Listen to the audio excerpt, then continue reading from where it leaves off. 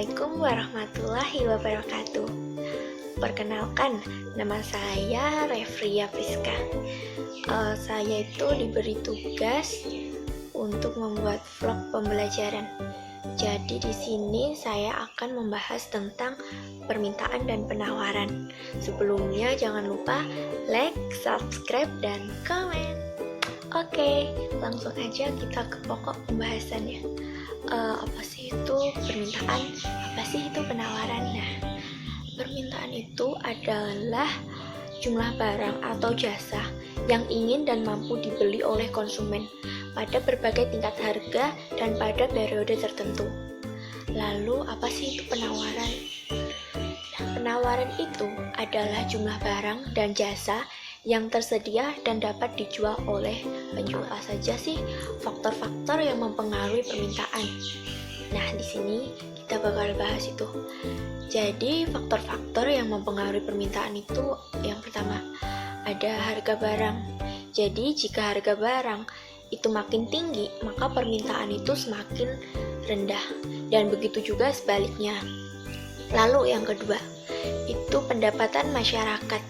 Jadi, semakin tinggi pendapatan seseorang, maka semakin besar daya beli yang ia miliki. Jadi, kalau seseorang itu pendapatannya tinggi, maka dia itu juga mempunyai keinginan membeli barang itu lebih banyak daripada yang pendapatannya rendah.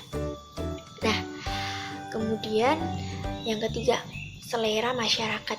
Jadi, jika selera masyarakat meningkat, maka permintaan pun meningkat, dan begitu pula sebaliknya. Terus yang keempat, kualitas barang. Semakin tinggi bagus kualitas barang, maka keinginan atau permintaan orang untuk memiliki barang tersebut itu semakin besar. Nah, yang keenam, itu ada waktu. Jadi, pada waktu-waktu tertentu itu permintaan terhadap barang dan jasa bisa meningkat daripada hari-hari biasanya. Seperti contohnya itu waktu lebaran. Nah, waktu lebaran itu kan penjualan kue-kue lebaran itu semakin banyak daripada hari-hari biasa. Nah, terus yang ketujuh itu jumlah penduduk. Jadi semakin besar jumlah penduduk, maka semakin besar pula permintaan terhadap barang dan jasa, dan begitu juga sebaliknya. Lalu, yang kedelapan itu kejadian yang akan datang.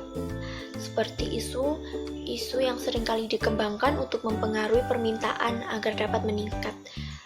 Seperti isu-isu kenaikan BBM. Jadi, sebelum BBM naik itu banyak yang membeli BBM. Sembilan itu adalah faktor lain seperti harapan, hubungan sosial, dan politik. Yaitu kayak harapan masyarakat, pengaruh hubungan sosial, dan keadaan politik pada saat stabil mengarah pada kemakmuran, sehingga masyarakat mampu meningkatkan pendapatan dan pada akhirnya mendorong peningkatan permintaan akan barang dan jasa. Jadi kalau hubungan sosial, kalau keadaan politik pada saat itu baik, benar-benar kayak keadaan negara itu baik, maka pendapatan masyarakatnya itu juga semakin meningkat, dan kemudian itu mendorong masyarakat untuk membeli barang-barang yang lebih banyak karena pendapatannya itu meningkat. Lalu yang nomor 10, itu banyaknya intensitas kebutuhan konsumen ketika flu burung dan flu babi sedang menggila. Jadi produk masker pelindung akan sangat laris pada bulan puasa.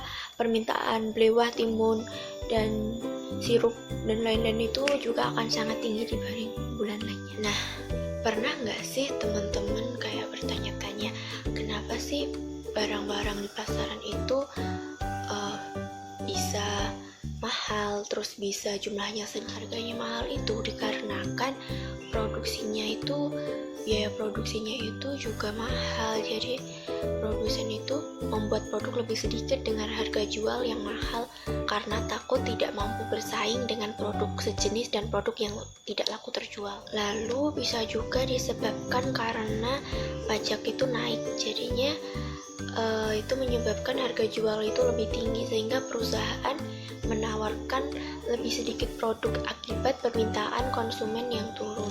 Jika barang-barang kebutuhan di pasar itu harganya naik, jadi masyarakat itu bisa menggunakan barang pengganti atau pelengkap.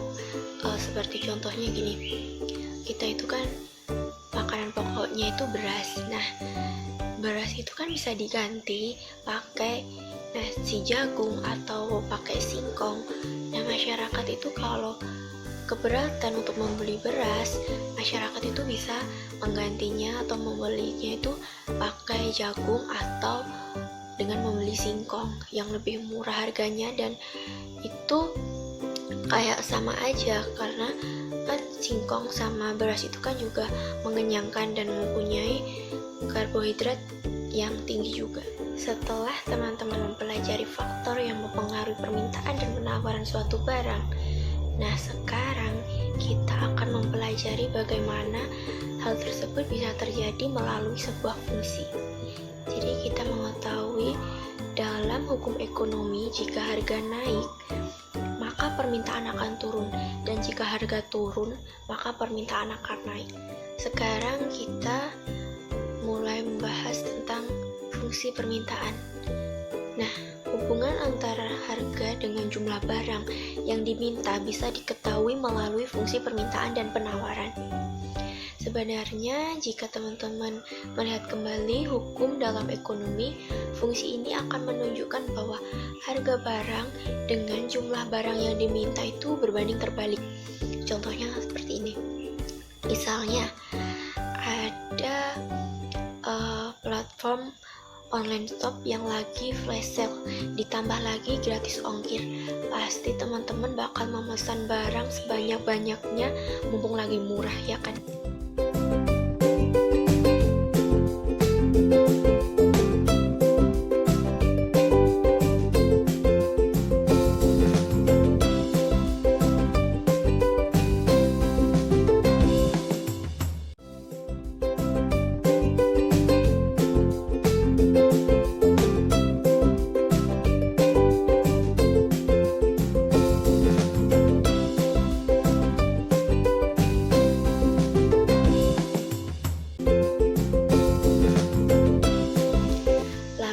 Bagaimana dengan fungsi penawaran? Nah, jadi jika teman-teman itu adalah pedagang, maka pada saat harga barang itu naik, maka teman-teman juga akan menjual barang itu sebanyak-banyaknya kan, biar mendapat keuntungan yang banyak. Nah, begitu juga sebaliknya. Jika harga barang itu turun, maka teman-teman juga akan malas untuk menjual barang tersebut karena tidak menghasilkan keuntungan yang banyak. Jadi bisa diketahui bahwa hubungan antar harga dan barang pada fungsi penawaran itu selalu berbanding lurus. Nah, penawaran ini adalah banyaknya barang atau jasa yang ditawarkan oleh produsen kepada konsumen dalam jangka waktu tertentu. Hubungan antara banyaknya barang yang ditawarkan dan harga dapat dilihat melalui fungsi umum. Nah, mari kita sama-sama untuk menyimaknya.